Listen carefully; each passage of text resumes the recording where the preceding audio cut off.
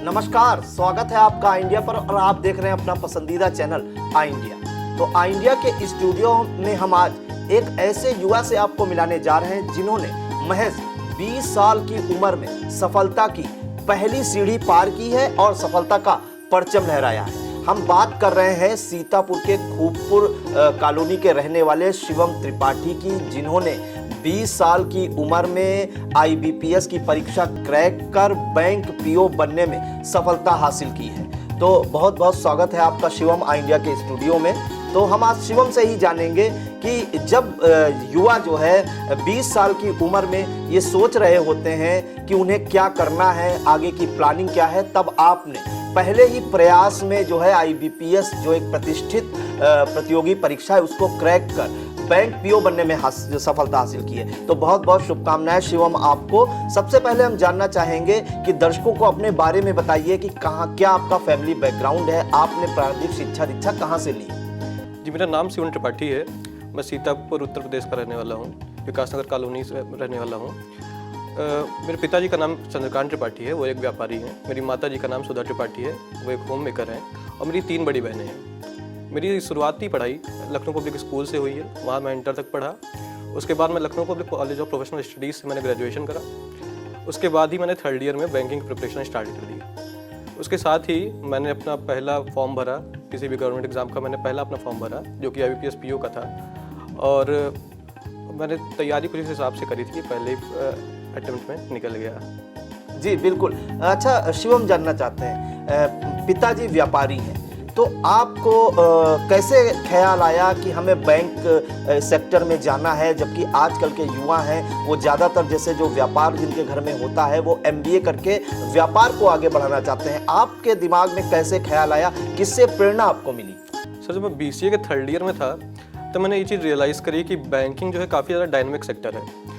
और आने वाले समय में, क्योंकि इंडिया की इकोनॉमी काफ़ी ज़्यादा अच्छी तरीके से ग्रो कर रही है और आने वाले समय में वर्ल्ड बैंक के रिजल्ट्स के हिसाब से काफ़ी ज़्यादा और तेज़ी से ग्रो करेगी।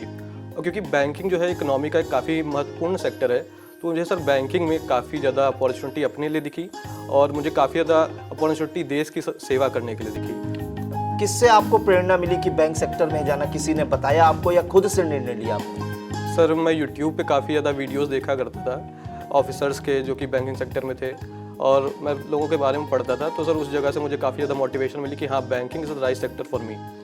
आपने BCA किया है जी। BCA के बाद जो युवा हैं वो MCA करते हैं और ये उनका ख्वाब होता है कि हम विदेशों में नौकरी करें, होती वो प्राइवेट सेक्टर की हैं, विदेशों में नौकरी करें, अच्छा पैकेज मिले, बावजूद उसके आपने बैंकिंग सेक्टर ही क्यों सेलेक्ट किया? सर, मैं आपको बता देना चाहता हूँ कि ये काफ़ी ज़्यादा एक इम्पॉर्टेंट डिसीज़न था मेरे लिए। जब मेरा BCA का 3rd ईयर चल रहा था तो मेरे साथ के जितने भी लोग थे वो इस डिसीज़न को लेके काफ़ी ज़्यादा कंफ्यूज थे कि आगे करा क्या जाए। सर, वही सिनेरियो मेरे साथ भी था कि आगे क्या करा जाए। सर, उस समय मैंने MCA करने की जगह बैंकिंग सेक्टर चूज इसलिए करा क्योंकि मेरा बैकग्राउंड कंप्यूटर से रिलेटेड था।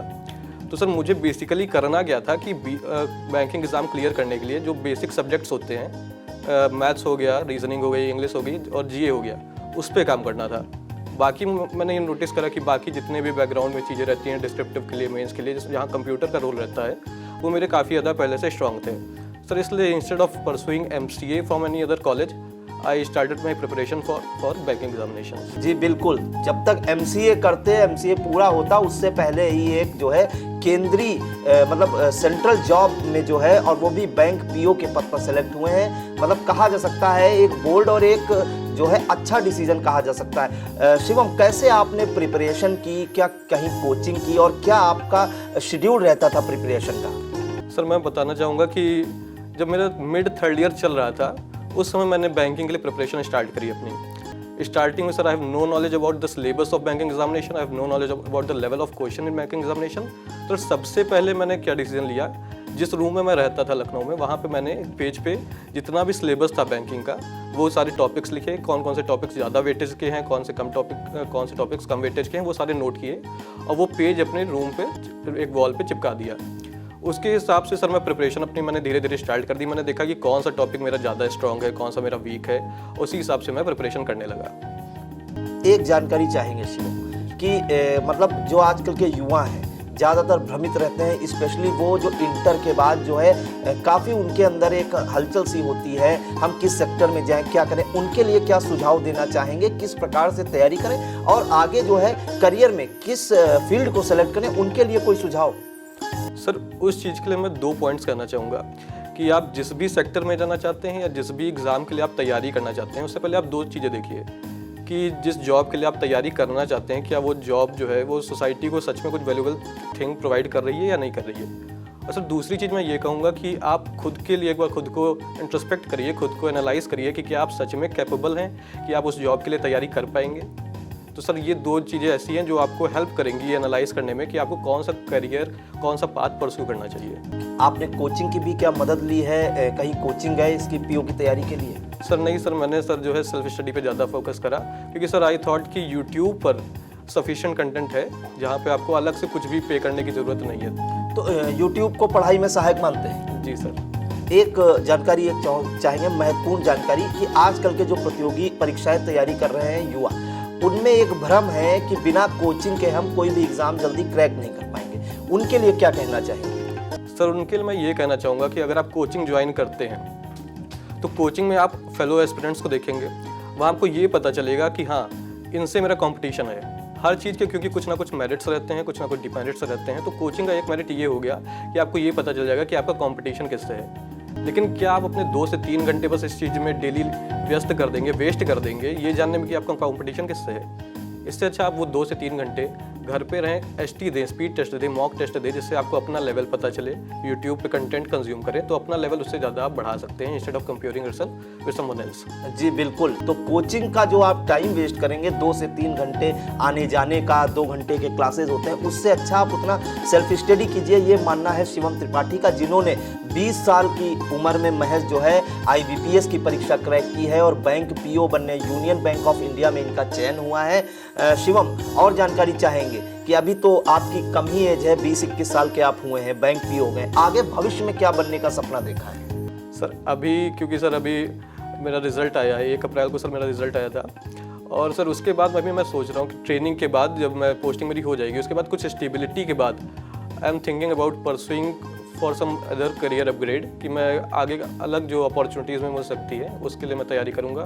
सर स्पेशली मेरा फोकस अभी सिविल की तरफ ज़्यादा है, तो मैं सर उसकी तरफ अभी प्रिपरेशन स्टार्ट करूँगा कुछ समय बाद। तो अधिकारी मतलब सिविल सर्विस में भी जाने का सपना है आपका। जानकारी एक चाहेंगे, सफलता का श्रेय किसे देते हैं? सर सबसे पहले तो मैं अपना श्रेय जो है मम्मी पापा को देना चाहूँगा, क्योंकि उन्होंने सर समय समय पे काफ़ी ज़्यादा चीज़ें मुझे गाइड करी कि हाँ ये चीज़ गलत है, ये चीज़ सही है। सर उसके साथ में मेरे परिवार के जितने भी सदस्य हैं, सर उन्हें हमेशा से मुझसे उम्मीदें थी, तो मुझे काफ़ी ज़्यादा एक पीछे सपोर्ट सिस्टम लगा कि हाँ ये लोग मुझे गाइड कर रहे हैं तो मुझे चीज़ें करनी पड़ेंगी। जी बिल्कुल। तो कहा जाता है कहीं ना कहीं जो बेटा होता है उसकी सफलता के पीछे जो है माता पिता और परिजनों का जो है हाथ होता है, तो वही आपके सामने प्रत्यक्ष उदाहरण है शिवम त्रिपाठी, जिनकी माता पिता के का ऐसा गाइडेंस मिला कि पहले ही प्रयास में बैंक पीओ बनने में कामयाब हुआ। और आपको बता दें व्यापारी फैमिली से आते हैं, बावजूद उसके इन्होंने करियर जो है अपना बैंक में बनाने का सोचा और आगे भविष्य में एक सिविल सर्विस में भी जाना चाहते हैं।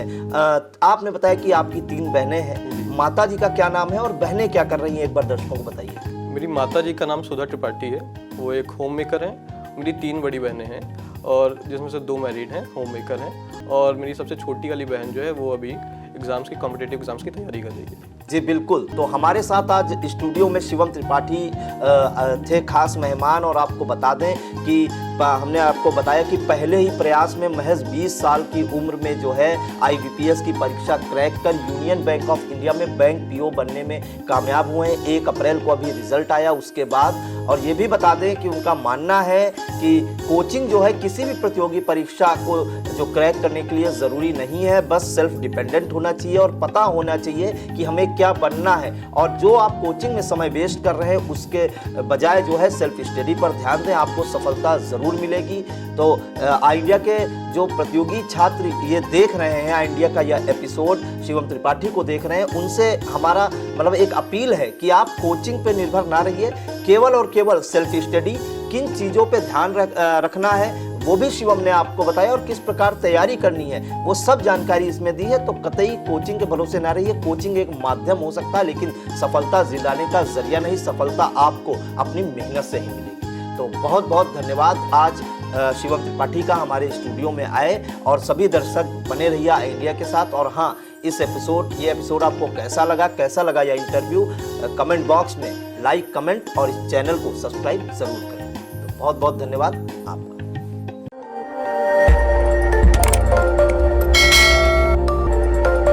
खबर आपकी, नजर हमारी।